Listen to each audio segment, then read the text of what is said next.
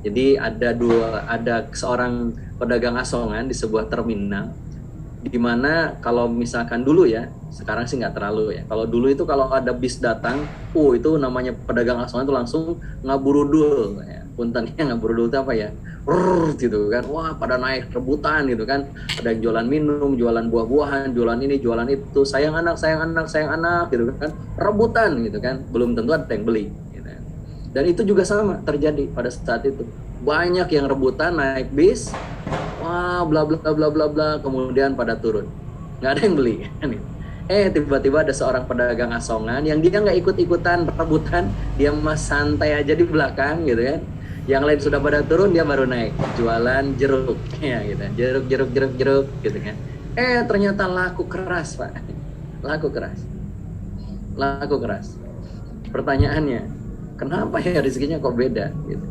Yang satu sudah berjuang rebutan kok nggak dapet, ini malah santuy banget kok malah jadi laku jualan.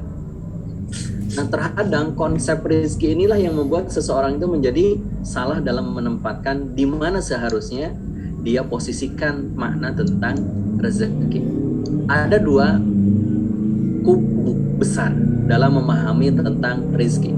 Kubu yang pertama memahami bahwa rezeki itu diperoleh dari hasil usaha kita. Kalau kita mau rezekinya banyak, maka berusahalah dengan banyak. Semakin banyak usaha kita, semakin banyak rezeki yang akan kita dapatkan. Pedagang yang memperoleh keuntungan, jualan yang laku, lalu kita dapat profit, dianggap karena itulah hasil usaha dirinya. Pekerja, kemudian dia bekerja, dapat gaji, dianggap itulah hasil dari jerih payah dia.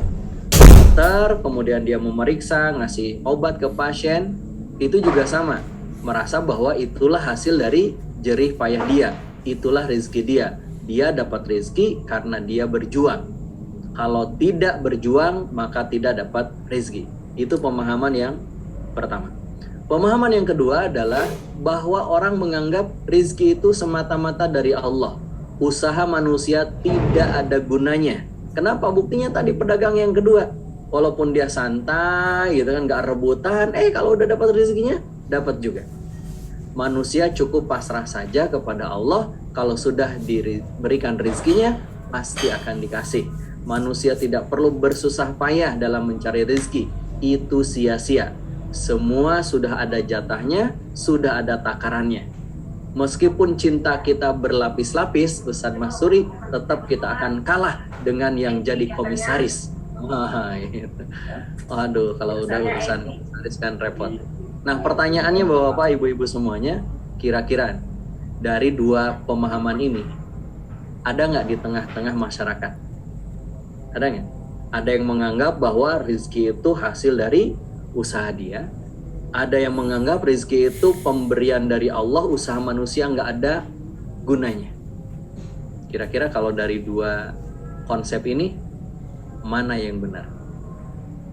Menurut Ustadz Masri, mana yang benar? Yang pertama atau yang kedua? Nah, ini lagi dicari jawabannya nih malam ini, Zat.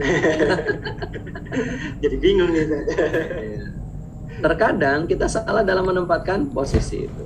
Padahal sekarang mari kita bahas. Ada dua kondisi, ya, ada dua lingkaran, ada dua kejadian-kejadian. Ada kejadian lingkaran di mana dikuasai manusia. Ada lingkaran yang menguasai manusia. Ini harus kita pahami dulu sebelum kita membahas tentang rezeki. Jadi kejadian di dunia ini, baik yang menimpa diri kita ataupun apapun ya dalam kehidupan kita, selalu ada dalam dua lingkaran ini. Lingkaran yang dikuasai manusia dan lingkaran yang menguasai manusia. Lingkaran yang dikuasai manusia disebut dengan hal, yaitu kondisi di mana biasanya rezeki itu datang. Jadi ketika kita mau membahas rezeki, kita harus tahu dulu tuh, sesuatu yang dikuasai manusia adalah disebut dengan al-hal, yaitu kondisi di mana biasanya rezeki itu datang. Tapi belum pasti. Biasanya saja, misalkan tadi Pak Tisna kalau misalkan jualan, nah biasanya dengan jualan itu rezeki datang. Tapi ada kalanya belum tentu datang tuh. Makanya ada kadang untung, kadang rugi. Nah, karena ini hal-hal yang dikuasai oleh manusia, maka manusia kita ya diberikan pilihan untuk memutuskan. Misalkan mau bekerja atau jualan, mau jadi marketing atau mau jadi karyawan. Itu diberikan oleh Allah kepada kita pilihan. Keputusan ada di tangan kita. Betul kan? Pak Sukarji misalnya, kenapa malam hari ini ikut acara kita, daftar atau tidak, itu semuanya diberikan pilihan. Mau daftar atau tidak, betul kan? Sudah daftar, mau datang atau tidak. Sudah datang, mau on cam atau tidak. Itu semuanya diberikan pilihan. Sampai di sini bisa dipahami? Nah, karena kita diberikan pilihan, Bapak Ibu, kita akan dihisab atas pilihan-pilihan kita. Contoh misalkan, Ibu Ati jualan. Jualannya mau jujur atau tidak? Jualannya mau berbohong atau tidak? Itu pilihan.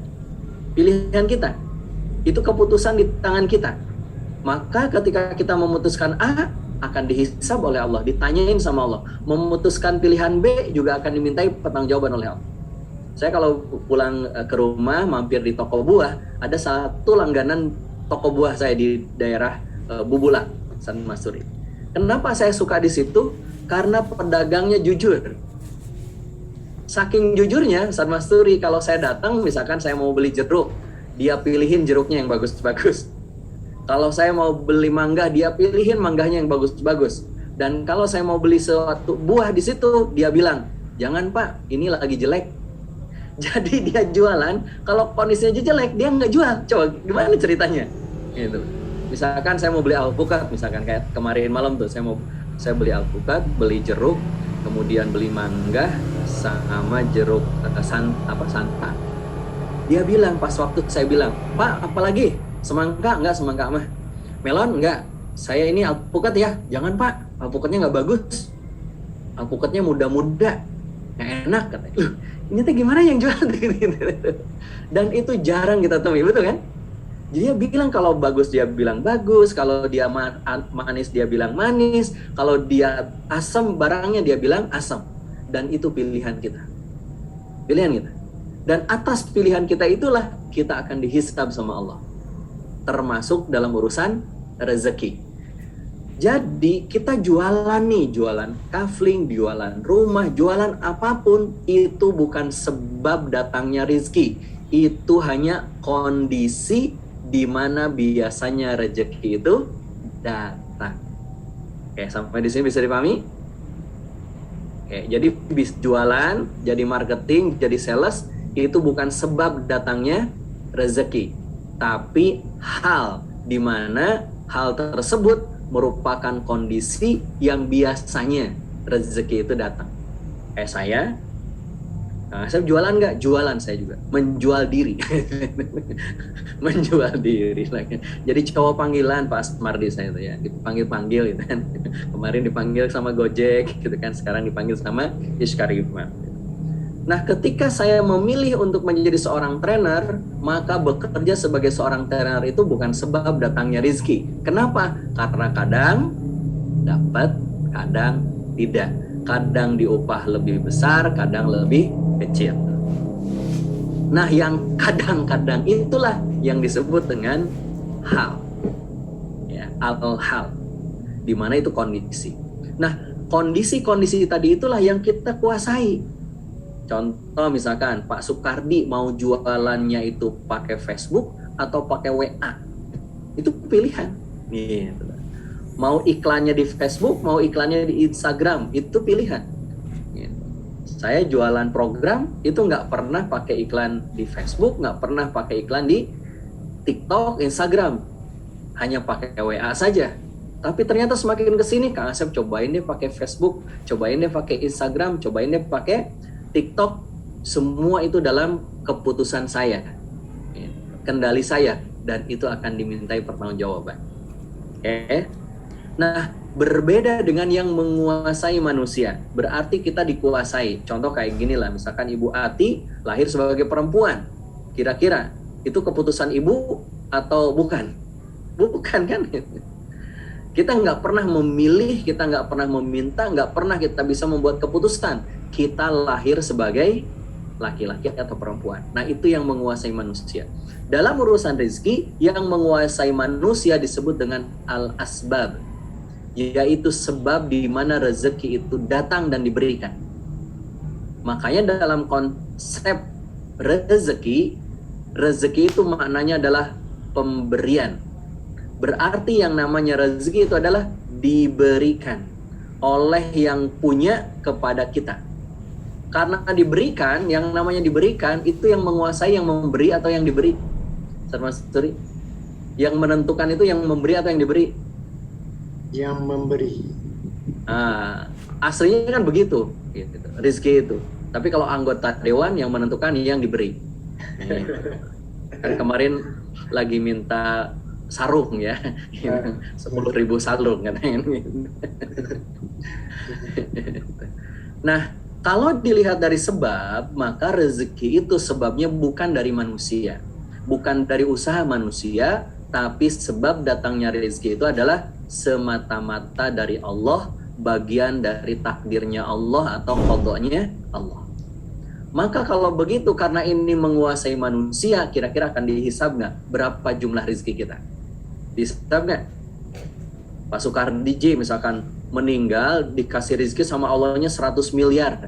Kira-kira akan ditanya nggak sama Allah, kenapa Pak Soekardi dapat rezekinya 100 miliar?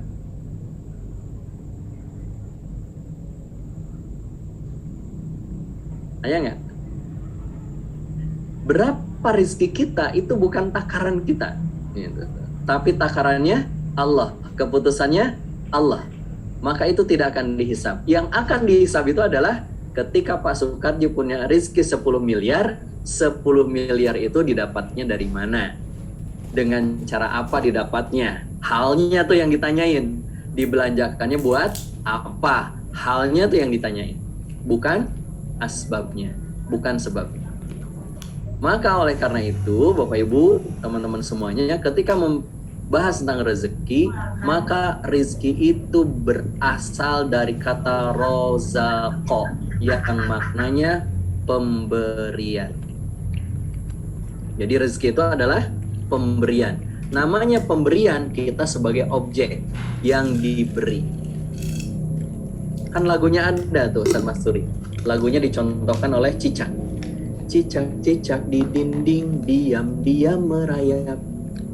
Lalu datang seekor nyamuk. Bukan kita yang mendatangi nyamuk, enggak ya, bukan cicak yang datangi nyamuk, tapi nyamuk yang mendatangi cicak.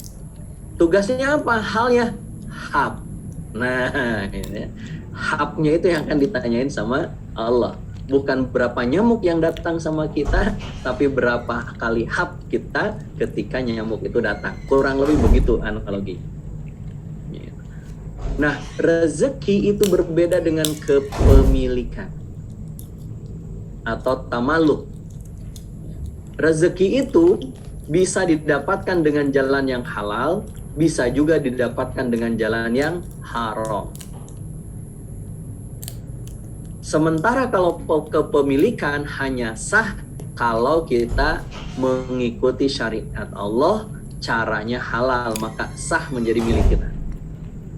Tapi kalau yang nggak sah, rezeki nggak? Rezeki juga, gitu. Contoh misalkan, ada si A mencuri dan berhasil mencuri. Itu rezeki juga, tapi rezeki dengan jalan yang haram.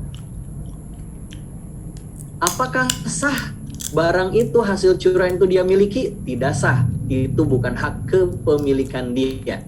Izinnya tidak diberikan. Tapi rezekinya diberikan. Kenapa? Karena buktinya ada pencuri gagal, nggak dapat tuh motornya. Gitu. Oke, sampai di sini paham dulu konsepnya ya. Jadi ketika membahas rezeki, rezeki itu adalah pemberian. Contoh misalkan nih, Pak Faris misalkan, Pak Faris dikasih oleh Allah wajahnya yang ganteng. Nah, wajah yang ganteng itu adalah rizku, pemberian, nggak bisa ditolak. Betul kan? Udah takdirnya. Nah,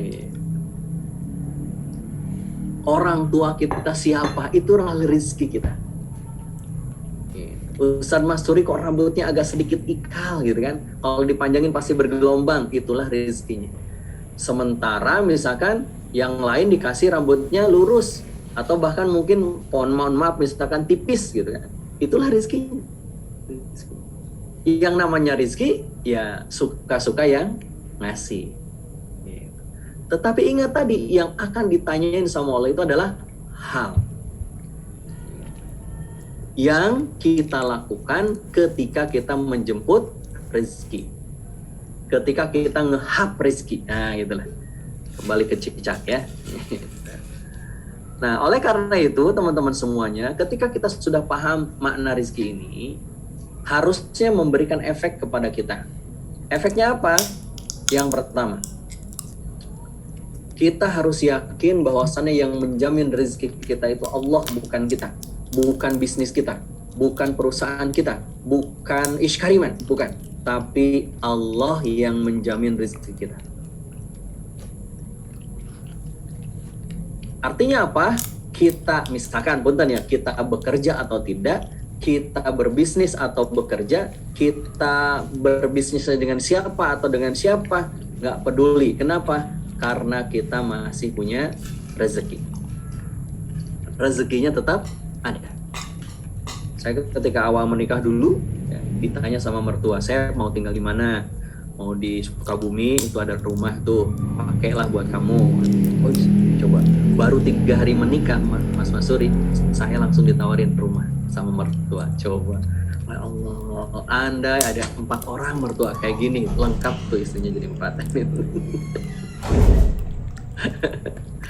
Cuma jarang-jarang gitu kan kayak gini. Itu langsung tawarin sama Mas Suri. Kalau mau di Bogor, monggo. Kenapa? Karena saya masih kuliah di Bogor saat itu. Kalau mau di Lampung juga silahkan, karena istri saya masih kuliah di Lampung. Coba. Tapi ada satu pesan yang begitu saya ingat sampai sekarang dari mertua saya. Dimanapun kamu tinggal, Allah selalu ada dan Allah selalu ngasih rezeki. Itu yang membuat jadi hati tenang. Ya Allah, makasih banget. Itu dapat mertua baik seperti itu juga rezeki. Gitu. Bukan pilihan kita. Ya kita yang memilih istrinya, tapi kita nggak pernah memilih siapa mertua kita, kan begitu. Nah, baik atau tidaknya mertua itu kan kita di luar kendali kita. Maka kita harus yakin Allah yang Maha menjamin rezeki. Makanya Allah Subhanahu wa taala berfirman, "Wa ma min dabbatin fil ardi illa 'alallahi rizquha." Dan tidak satu pun makhluk bergerak melata ya di muka bumi ini melainkan semuanya dijamin oleh Allah rezeki. Nah, mertua saya bilang, kucing aja dikasih rezeki, apalagi kita. Wah, itu nyes banget, Mas. Tenang. Kenapa? Karena saya ketika menikah itu kerja belum bener gitu kan, duit belum punya gitu ya.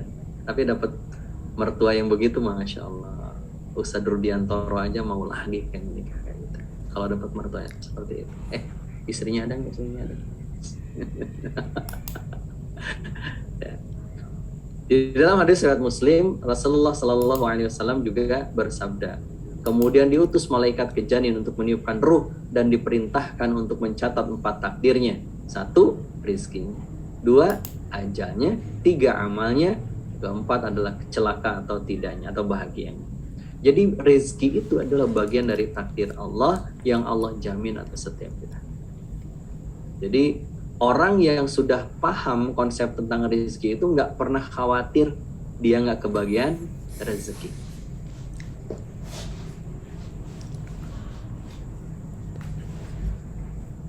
Ibnu Abbas menyampaikan, tidaklah seorang mukmin dan seorang fajir kecuali sudah ditetapkan rizkinya baginya dari yang halal. Jadi kalau ada 2 orang nih, yang satu pelaku maksiat, yang satu ahli ibadah, dua-duanya sudah ditetapkan rizki baginya dari yang halal. Jika dia mau bersabar hingga rizki itu diberi, niscaya Allah akan memberi rizkinya yang halal itu. Namun jika dia tidak bersabar lantas ia tempuh cara yang haram, niscaya Allah akan mengurangi jatah rizki halal untuknya. Kenapa? Karena sudah diambil untuk rizki yang haram. Jadi rizkinya tidak akan berubah. Gitu. Yang berubah itu nanti statusnya, ini yang maksud yang halal atau yang haram. Kesabaran kita menjemput rizki yang halal menjadikan rizki-rizki kita itu semuanya halal. Dan itulah sumber keberkahan rizki. Jadi berkahnya rizki itu bukan ditentukan dari jumlahnya, tapi ditentukan dari halal atau haramnya. Percuma Pak, kita dapat penghasilan kecil kalau haram. Yang enak itu penghasilannya gede dan halal. Itu enak. Kalau kata Ustaz Mas Surima, Pak, duit loba, Pak ngabutuh gitu ya. Mohon diterangin ya Pak Tisna ya. Itu nikmat banget. Kan gini misalkan, kita itu akan tenang hidupnya ketika apa? Cash in lebih besar dari cash out. Itu tenang tuh. Nggak khawatir. Kenapa? Cash in kita lebih besar daripada cash out kita. Pendapatan kita lebih besar dari pengeluaran. Tapi pendapatan itu belum tentu semuanya halal. Tapi semua pendapatan itu rizki kita. Tapi ada yang halal, ada yang haram. Gitu. Nah, berkahnya pendapatan kita ditentukan bukan dari jumlahnya, tapi ditentukan dari kehalalannya. Jadi kalau misalkan dapat gaji 10 juta sebulan dan halal, itu lebih berkah dibandingkan dapat gaji 200 juta tapi haram. Maka tugas kita itu adalah apa? Ketika kita beriman sama Allah, Allah yang menjamin rezeki kita, bersabarlah untuk hanya mengambil, mencari, mendapati rezeki-rezeki yang halal. Nah, salah satunya adalah menjadi agentnya Ishkarimah. Nah, gitu. Insya Allah halal. Akad-akadnya sudah betul kan? Akad-akadnya sudah diteliti, tidak ada goror, apalagi riba. Insya Allah halal. Nggak apa-apa laku, yang penting halal. Gitu ya. Kenapa? Karena ada juga yang bangga, gitu kan? Bangga menjual produk yang haram. Jadi kemarin itu ngobrol dengan salah satu pengurus DKM. Dia itu salah satu eksekutif di sebuah bank konvensional. Tapi bangga gitu kan, gaji besar, bangga ini gede, penghasilan gede, bonus gede. Dalam hati saya, ngapain kita membanggakan harta yang haram? Disedekahin juga haram, nggak akan diterima. Dizakatin juga nggak akan diterima. Coba. Padahal kalau kita bersabar, rizkinya sama Pak, insya Allah. Tapi bedanya nilai rizkinya halal kalau bersabar. Itu menurut Ibnu Abbas. Maka tugas kita itu apa? Sabar. Itu aja. Sabar aja. Sambil jualan, sabar jualannya, sambil ngisinya. Coba, kalau misalkan Ustaz Masturi ngisi training, harus sabar gitu. Kenapa? Mudah-mudahan trainingnya halal, rezekinya pun halal. Suatu ketika Ustaz Masturi lagi ngisi training, baru 20 menit sudah di-cut sama panitia, padahal saya akadnya 2 jam. Saya bilang, kenapa di-cut? Saya bilang gitu. Pak, mohon maaf, Pak Asep, bisa di-stop dulu nggak? Kenapa? Ini ada Pak Kabid datang. Aduh, ada pejabat datang ternyata. Itu saudara gitu kan. Ya sudah, saya sabar, gimana lagi gitu. Mudah-mudahan rezekinya jadi yang halal. Karena kesabaran kita menempuh rezeki-rezeki dari Allah. Oke, bisa dipahami sampai di sini? Ya. Jadi yang menentukan berkah atau tidaknya rezeki itu bukan nominalnya, bukan jumlahnya, tapi nilai keberkahannya dari kehalalannya. Makin halal, makin berkah. Masa kalah sama orang Quraisy, Abu Jahal dan kawan-kawannya ketika mau mendirikan Ka'bah. Apa kata mereka? Jangan sampai kalian memberikan uang, harta dari harta-harta yang kotor. Coba gitu. Pelaku maksiat saja Pak, ketika mau membangun Ka'bah nggak mau, nggak berani kalau berasal dari harta yang kotor. Dipastikan hartanya halal.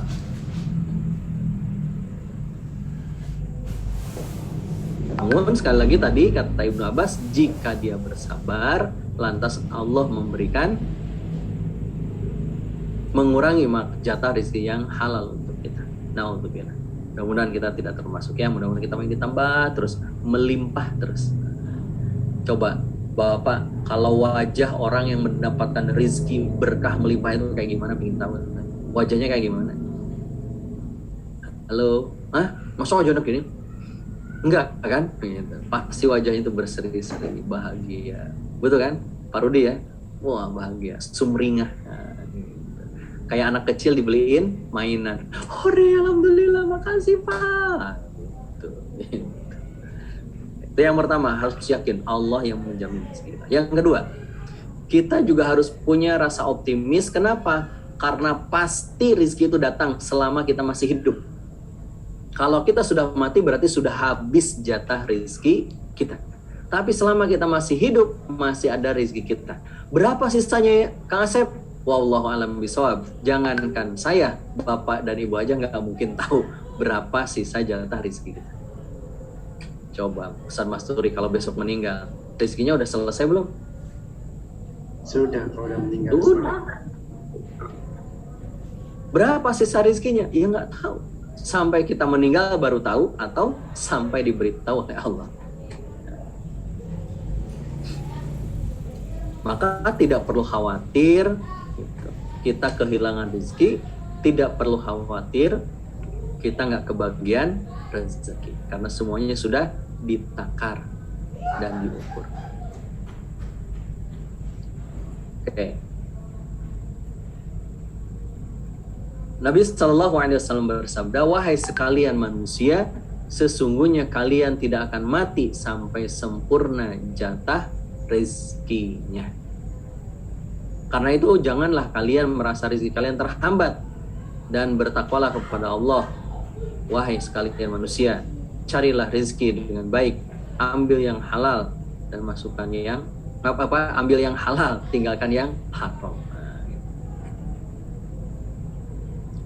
Makanya Nabi juga menggambarkan bagaimana rezeki itu, lau annakum kuntum tawakkaluna 'ala Allahi haqqa tawakkuli la ruziqtum kama turzaqut tayr taghdu khimasan wa taruhu bitanan.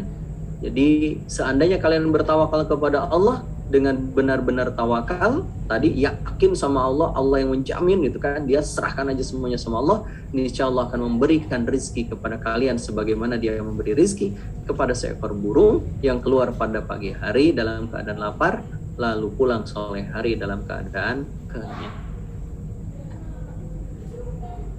Jadi nggak perlu khawatir, harus optimis. Dan yang ketiga, ketika kita sudah membahas konsepsi rezeki, maka ingat kita akan dihisab sama Allah, maka pastikan cara-cara hal-hal yang kita pilih semuanya juga halal. Makanya Allah Subhanahu wa taala berfirman dalam surah Yasin, al-yauma nakhtimu ala afwahim wa tukallimuna aydihim wa tashhadu arjuluhum bima kanu yaksibun. Pada hari ini kami tutup mulut mereka, tangan mereka akan berkata kepada kami, dan kaki mereka akan memberikan kesaksian terhadap apa yang dahulu kita lakukan. Maka pastikan caranya halal, nggak ada unsur tipu-tipu, nggak ada unsur gorornya, semuanya clear. Silahkan.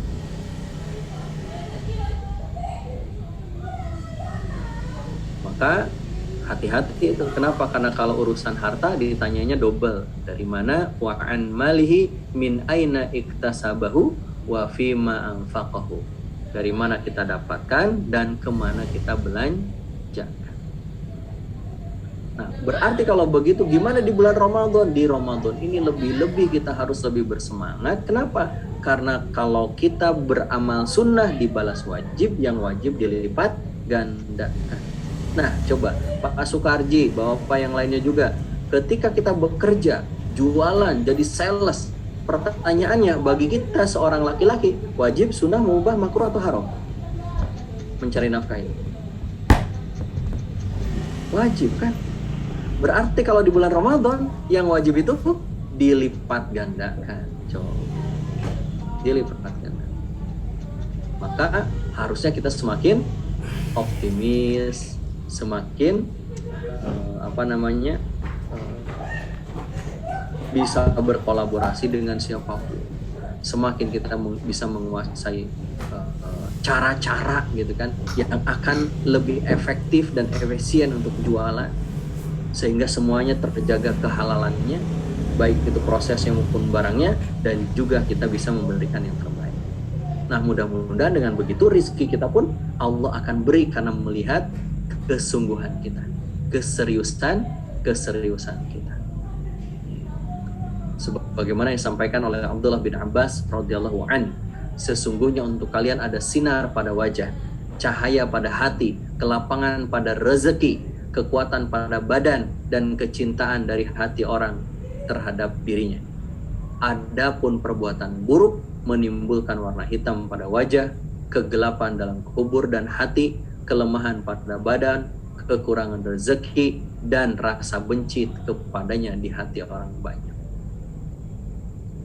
Maka mudah-mudahan kita tidak sampai gitu kan, menjadikan saling menyalahkan dengan sesama muslim kan gitu kan, dengan sesama saudara saling menyalahkan. Kita fokus saja kepada yang halal, selama itu halal lakukan. Ada yang berbeda pendapat, ya buat mereka berbeda, mungkin beda, saya begini, gitu selesai gitu. Kenapa? Karena pada saat kita menjaga yang halal, Allah berikan kelapangan pada rezeki. Janji Allah dalam surah At-Talaq kan, wa may yattaqillaha, satu, yaj'al lahu makhraja. Dua, wa yarzuqhu min haitsu la yahtasib. Tiga, ada yang tahu? Tiga, wa may yattaqillaha yaj'al lahu min amrihi yusra. Dimudahkan semua urusan. Wa yukaffir anhu sayyiati, lalu dihapuskan dosa dan kesalahan dia. Wa yu'zim lahu ajran, dan diberikan pahala yang lebih besar di sisi Allah bagi orang-orang ini apa? Yang menjaga kehalalan. Baik itu halal dalam barang kita jual, baik itu halal dalam proses yang kita lakukan. Maka jangan sampai kita terjebak. Nah, berarti kalau begitu, apa yang harus kita perhatikan lagi? Yang berikutnya harus kita perhatikan, tsumma la tus'alunna yawma idzin 'anil na'im. Kemudian pada hari kiamat itu sungguh kalian akan ditanya tentang kenikmatan, tentang rezeki. Dipakai untuk apa? Dibelanjakan buat apa? Dipakainya kapan? Hati-hati.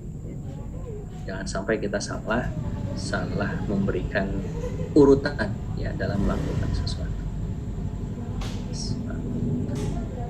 Maka jangan sampai juga ketika kita menganggap aduh alhamdulillah nih walaupun saya nggak sholat rezekinya banyak, itu namanya musibah.